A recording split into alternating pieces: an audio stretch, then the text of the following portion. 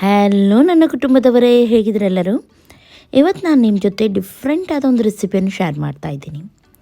ಅದೇನೆಂದರೆ ಬಾಣಲೆಯಲ್ಲಿ ಮಾಡುವಂಥ ಕಲ್ತಪ್ಪ. ಹೆಚ್ಚಾಗಿ ನನ್ನ ಕಲ್ತಪ್ಪ ರೆಸಿಪಿ ನೀವು ಯಾವಾಗಲೂ ಇಷ್ಟಪಡ್ತೀರ, ಆದರೆ ಇದು ಸ್ವಲ್ಪ ಡಿಫ್ರೆಂಟ್ ಆಗಿರುತ್ತೆ. ಒಮ್ಮೆಲೆ ಯಾವುದಾದ್ರೂ ಹಿಟ್ಟು, ನೀರು ದೋಸೆ ಹಿಟ್ಟಿರಲಿ, ಯಾವುದಾದ್ರೂ ರೈಸ್ ಹಿಟ್ಟು ಉಳಿದಿದೆ ಆದರೆ ಅದರಿಂದ ಇದನ್ನು ನೀವು ಈಸಿಯಾಗಿ ಮಾಡ್ಬೋದು. ಓಕೆ, ನಾನಿಲ್ಲಿ ನೀರು ದೋಸೆ ಹಿಟ್ಟು ತೊಗೊಂಡಿದ್ದೀನಿ. ಒಮ್ಮೆಲೆ ನಿಮ್ಮ ಹತ್ರ ನೀರು ದೋಸೆ ಹಿಟ್ಟು ಇಲ್ಲದಿದ್ದರೆ 2 ಕಪ್ಪಷ್ಟು ವೈಟ್ ರೈಸನ್ನು ನೆನೆ ಹಾಕಿ ಹಾಗೂ ಈ ರೀತಿ ಗ್ರೈಂಡ್ ಮಾಡಿ. ನೋಡಿ, ಇಷ್ಟು ನೀರಾಗಿದ್ದರೆ ಸಾಕು, ಇದಕ್ಕಿಂತ ನೀರಾಗಿ ಮಾಡಬೇಡಿ. ನೀರು ದೋಸೆ ಹಿಟ್ಟಾಗೋದ್ರಿಂದ ನಾನು ಆಲ್ರೆಡಿ ಇದಕ್ಕೆ ಉಪ್ಪನ್ನು ಸೇರಿಸಿದ್ದೀನಿ. ನಾನು ಹೇಳಿದಾಗೆ ಬಿಳಿ ರೈಸ್ ಇರುತ್ತೆ ನೋಡಿ, ವೈಟ್ ರೈಸ್ ಮಾಮೂಲಿ ಊಟ ಮಾಡ್ತೀವಿ ನೋಡಿ, ಅಥವಾ ದೋಸೆ ರೈಸ್ ಯಾವುದು ಕೂಡ ಆಗುತ್ತೆ, ಅದನ್ನು ನೆನೆ ಹಾಕಿ ಗ್ರೈಂಡ್ ಮಾಡಿದರೆ ಆಯಿತು ನೀವು ನೈಸಾಗಿ. ಆಮೇಲೆ ಇದಕ್ಕೆ ನಾನು 3/4 ಕಪ್ಪಷ್ಟು ಸಕ್ಕರೆಯನ್ನು ಹಾಕ್ತಾಯಿದ್ದೀನಿ. ಒಮ್ಮೆಲೆ ಸಕ್ಕರೆ ನಿಮಗೆ ಇಷ್ಟ ಇಲ್ಲದಿದ್ದರೆ ನೀವು ಬೆಲ್ಲ ಕೂಡ ಆ್ಯಡ್ ಮಾಡ್ಬೋದು. ಚೆನ್ನಾಗಿ ಇದನ್ನು ಮಿಕ್ಸ್ ಮಾಡಿ ಸಕ್ಕರೆ ಇದರಲ್ಲಿ ಕರಗಬೇಕು. ನೆಕ್ಸ್ಟ್ ಇದಕ್ಕೆ ನಾನು ಸ್ವಲ್ಪ ಏಲಕ್ಕಿ ಪೌಡರನ್ನು ಸೇರಿಸ್ತಾ ಇದ್ದೀನಿ. ಒಳ್ಳೆ ರೀತಿ ಇದನ್ನು ನಾವಿವಾಗ ಮಿಕ್ಸ್ ಮಾಡೋಣ.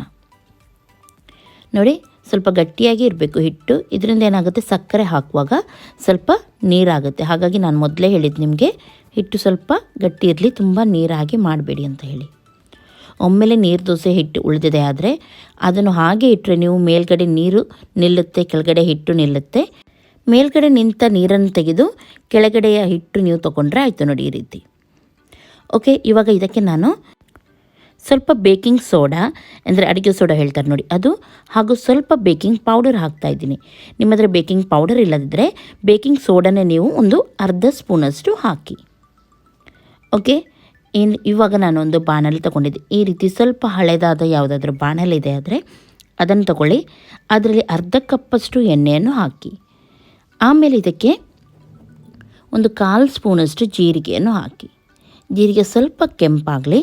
ಜೀರಿಗೆ ಕೆಂಪಾದ ಮೇಲೆ ಇದಕ್ಕೆ ನೀವು ಒಂದು ನೀರುಳ್ಳಿಯನ್ನು ಹಾಕಿ. ಒಂದು ನೀರುಳ್ಳಿ ನೋಡಿ ಈ ರೀತಿ ರಫ್ಲಿ ಕಟ್ ಮಾಡಿದ್ದೀನಿ ನಾನು. ಆಮೇಲೆ ನೋಡಿ ಸಣ್ಣದಾಗಿ ಕಟ್ ಮಾಡಿದ ತೆಂಗಿನಕಾಯಿಯನ್ನು ಹಾಕಿ. ಹೀಗೆ ಇದರಿಂದಲೇ ಇದಕ್ಕೆ ಟೇಸ್ಟ್ ಬರೋದು. ಇದನ್ನು ಮಾತ್ರ ಸ್ಕಿಪ್ ಮಾಡಬೇಡಿ, ಗ್ಯಾರಂಟಿಯಾಗಿ ಹಾಕಿ. ಓಕೆ, ನೋಡಿ ಚೆನ್ನಾಗಿ ಕೆಂಪಾಗೋವರೆಗೂ ನಾವು ಫ್ರೈ ಮಾಡಲಿಕ್ಕೆ ಉಂಟು. ಇದರಿಂದಲೇ ಟೇಸ್ಟ್ ಬರೋದು ಇದಕ್ಕೆ, ಹಾಗಾಗಿ ಇದನ್ನು ಖಂಡಿತವಾಗ್ಲೂ ಹಾಕಿ. ನೋಡಿ, ಇವಾಗ ಕೆಂಪಾಗಿದೆ ನೋಡ್ಬೋದು ನೀವು.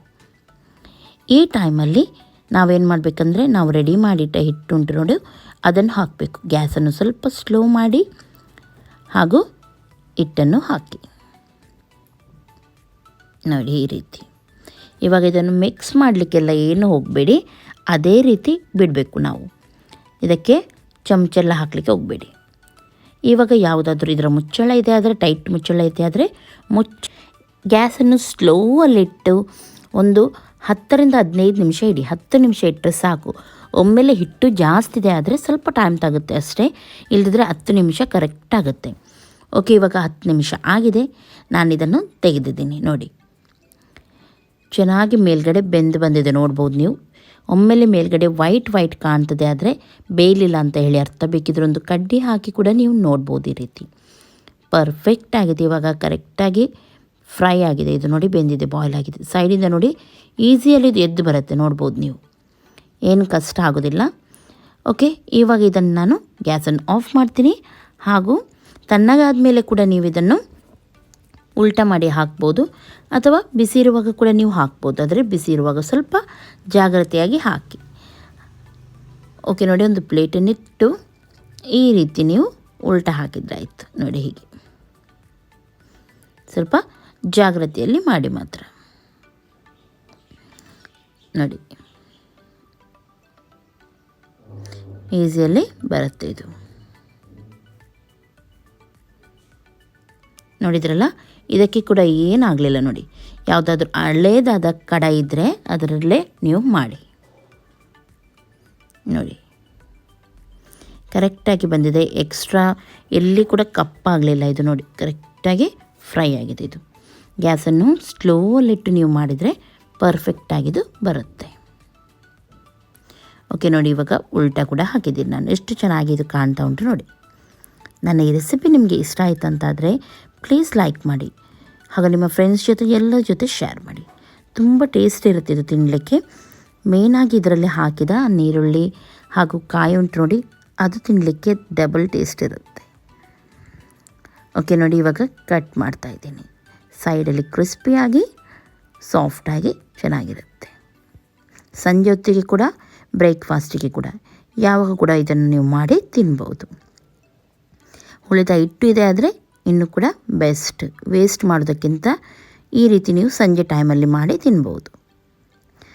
ಓಕೆ, ಇನ್ನು ನಾಳೆ ಸಿಗ್ತೀನಿ ನಾನು ಒಳ್ಳೆಯ ಒಂದು ರೆಸಿಪಿಯೊಂದಿಗೆ.